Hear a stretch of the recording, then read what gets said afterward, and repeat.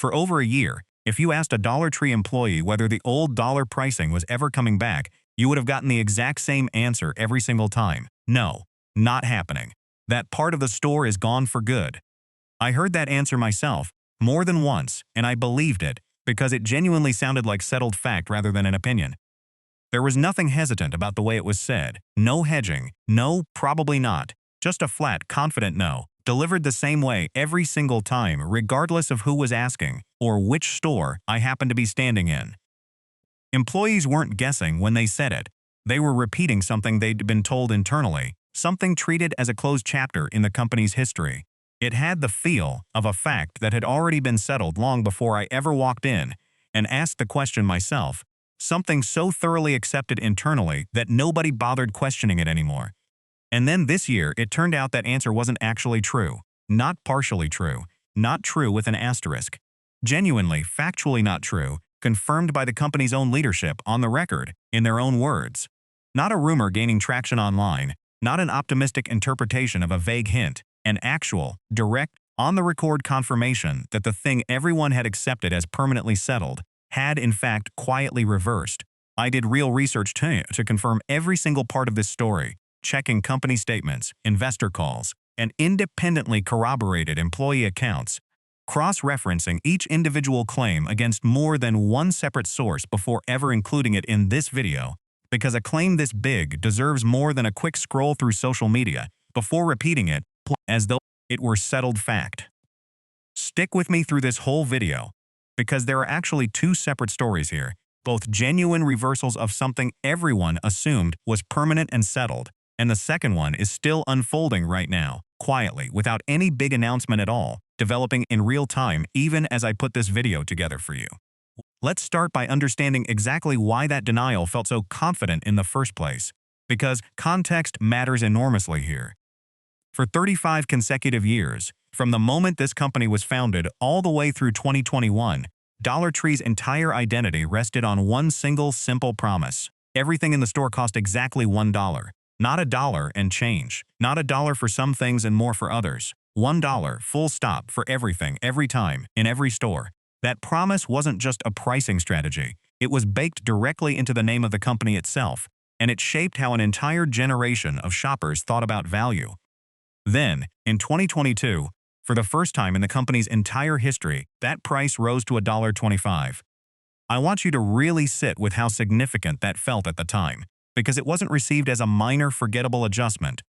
Customer reaction was described at the time as overwhelmingly negative, genuinely angry in a lot of cases, with shoppers feeling like something core to the brand's identity had been quietly broken. Some customers even called for a boycott. For a lot of longtime shoppers, particularly those on a fixed income who had built real trust in that $1 promise over years or even decades of shopping there, this didn't feel like a simple price increase. It felt like a betrayal of an actual commitment, the kind of thing you don't easily forgive or forget, the same way you wouldn't easily forget a longtime friend suddenly changing the terms of a promise they'd kept for decades.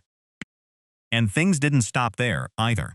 Once that first increase happened, the door was open, and prices kept climbing in the years that followed. Dollar Tree began introducing $3 and $5 items throughout the store, stacked right alongside the new $1.25 baseline. More recently, some locations have been reported carrying individual items priced as high as $10.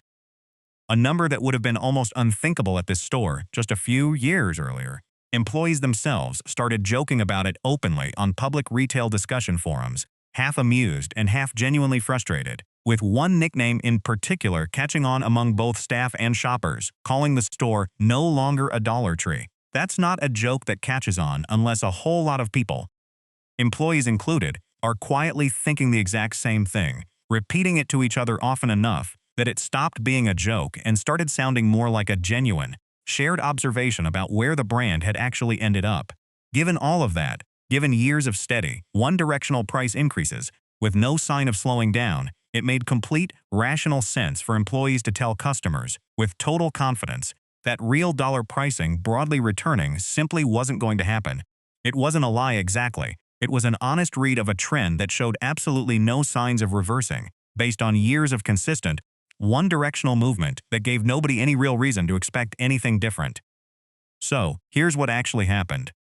To mark the company's 40th anniversary this year, Dollar Tree's own chief executive, Michael Creedon, confirmed directly on an actual call with investors, the kind of call where a publicly traded company has to be genuinely careful about what it commits to in front of financial analysts, that customers would see the dollar price point return to stores.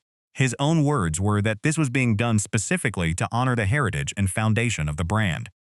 I want to be clear about what that means. This wasn't a marketing team quietly testing a promotional gimmick, floating an idea to see how customers might react before quietly walking it back. This was the top executive of the company, on the record, in a formal setting, in front of the exact audience least tolerant of vague or misleading statements, announcing a genuine return of the exact pricing everyone had been told was permanently retired. The flagship item at the center of this whole comeback was something called the Royal Norfolk Blue Burst Dinnerware Collection. Plates with a handcrafted, reactive glaze finish that genuinely resembles far more expensive boutique stoneware you'd expect to find at a specialty home goods store.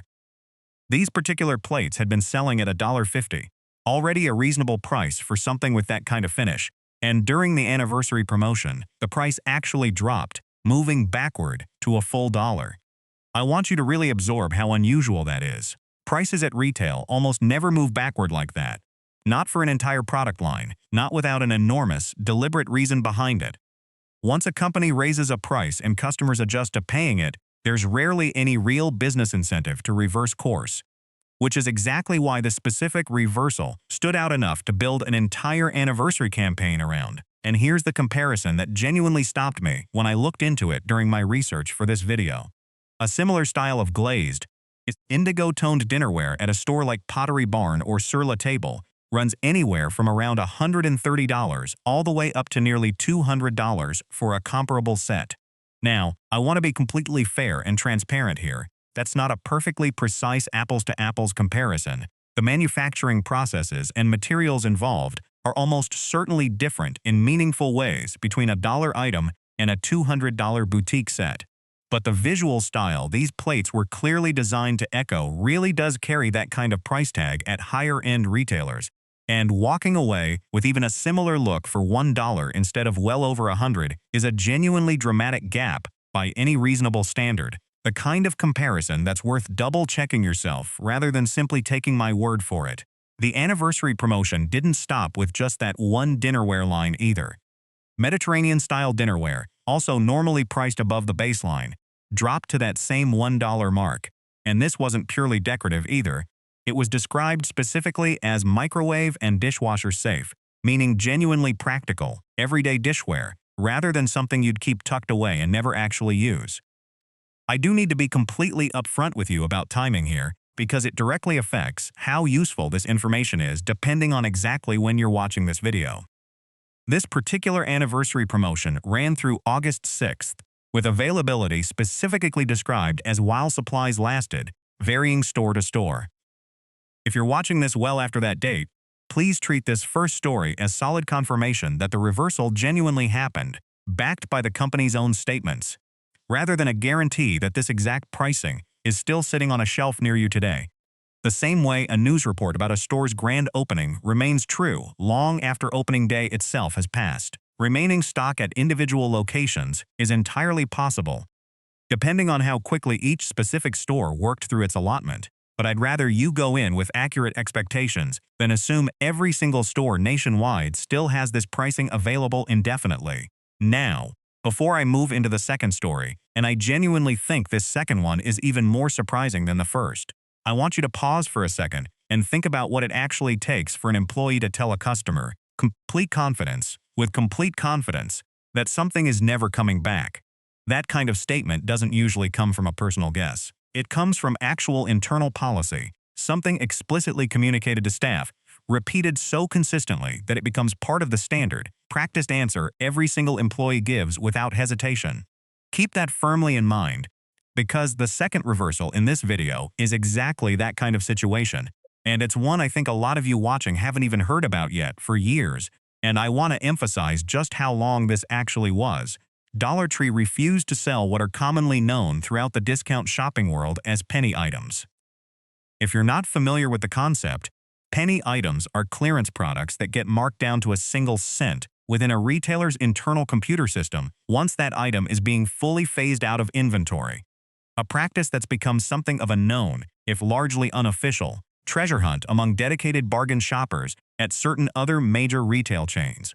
Dollar Tree specifically deliberately drew a firm line and did not participate in this practice, even as competitors nearby leaned into it as a genuine draw for dedicated bargain hunters. Employees confirmed this repeatedly, consistently, across multiple public retail discussion forums over a period of years, describing it as settled, non-negotiable store policy rather than something individual store managers had any real discretion over.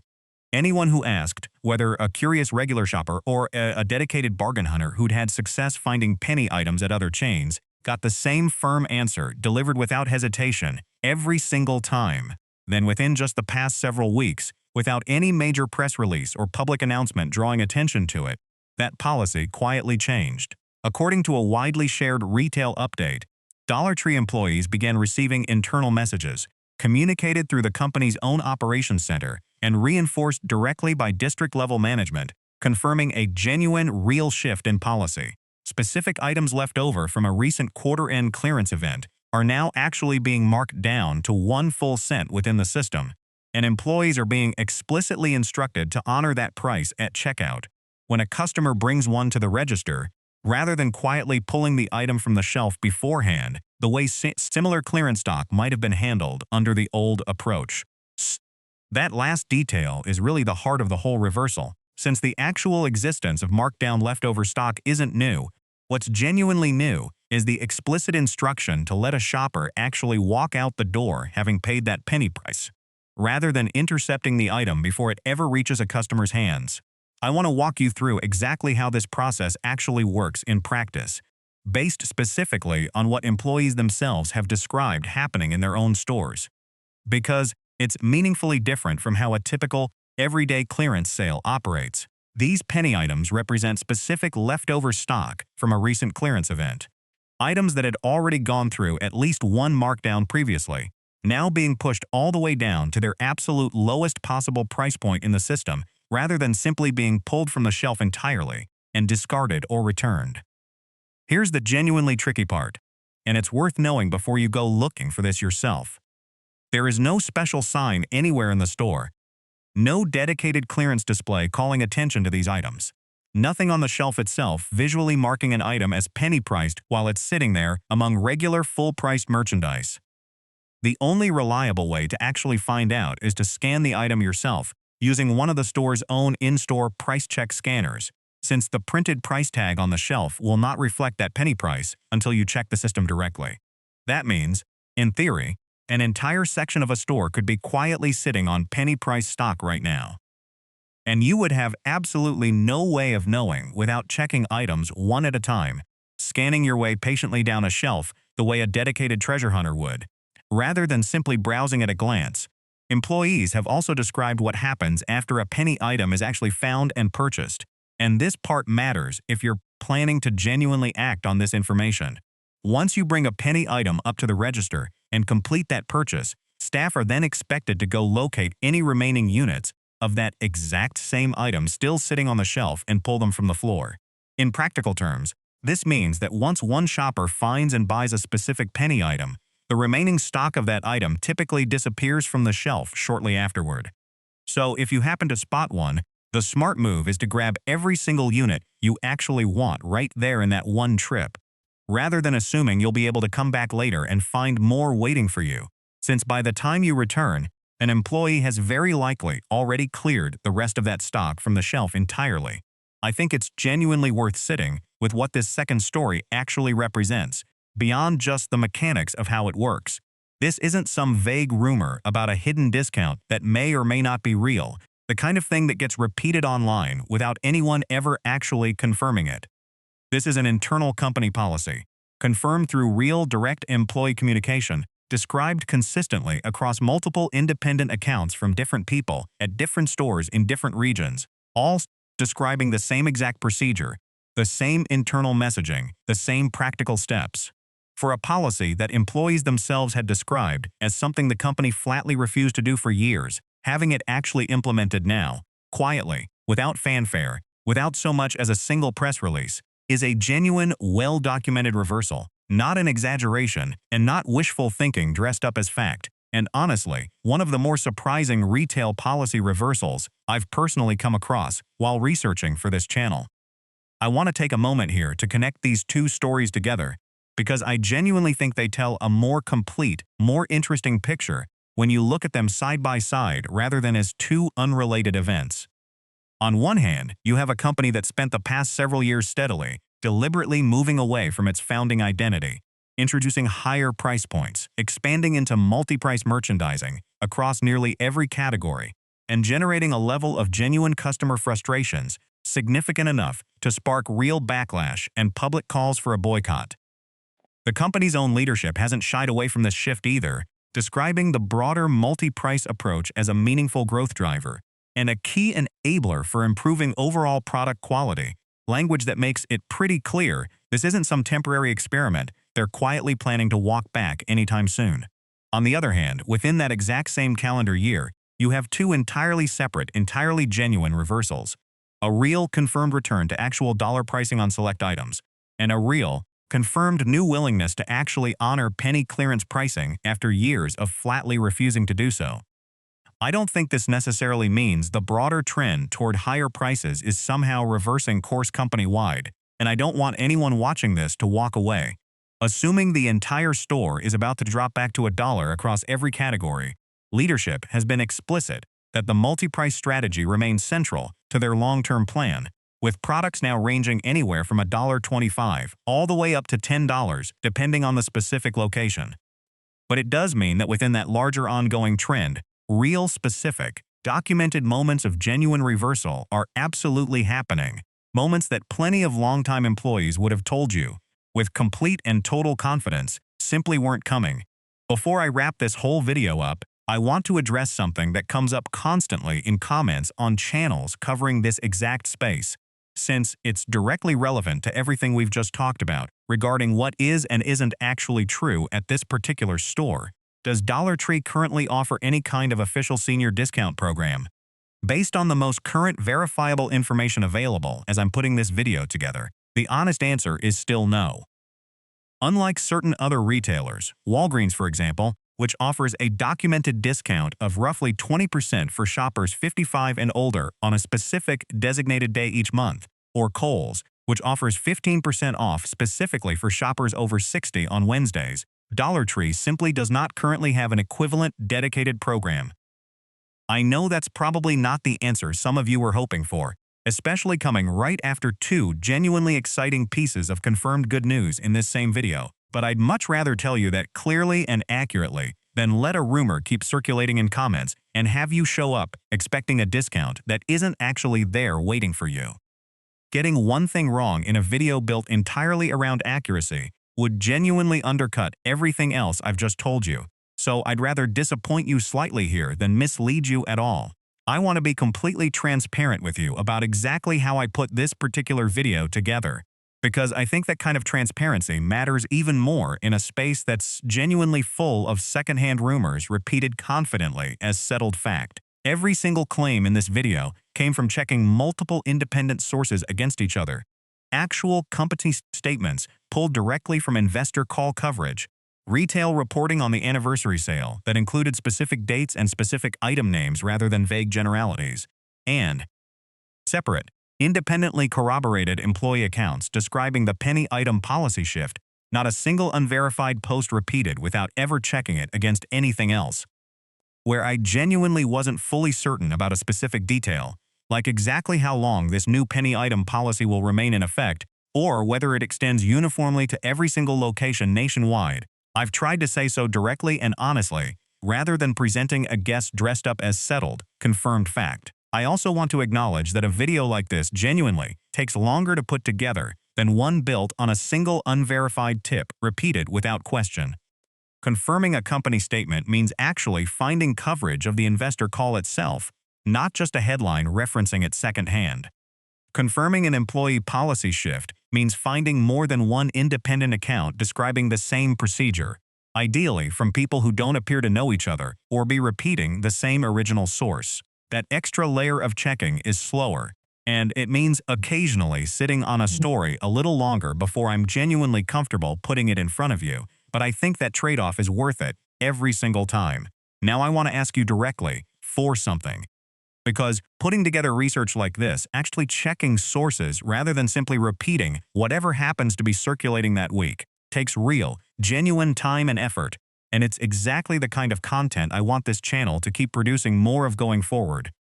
If getting accurate, actually verified information like this genuinely matters to you, hit subscribe right now, because that extra layer of careful checking is precisely what separates a channel like this from one built entirely on repeating unconfirmed rumors as though they were established fact. I want that distinction to genuinely mean something to you, not just be a line I repeat out of habit at the end of every single video. Hit like on your way out as well, and I genuinely want to know, directly in the comments, whether your own local store has confirmed either of these two changes, the anniversary dollar pricing or this new penny item policy. Real, on-the-ground confirmation from people actually seeing this happen in their own local stores is exactly what turns a broader national story into something genuinely, locally useful for everyone watching.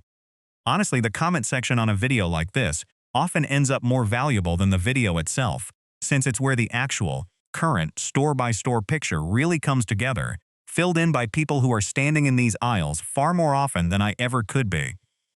If you've already found a penny item yourself or spotted that anniversary pricing still sitting on a shelf somewhere, tell me exactly what it was and where, since that kind of specific detail helps everyone else watching know precisely what to look for on their own next trip.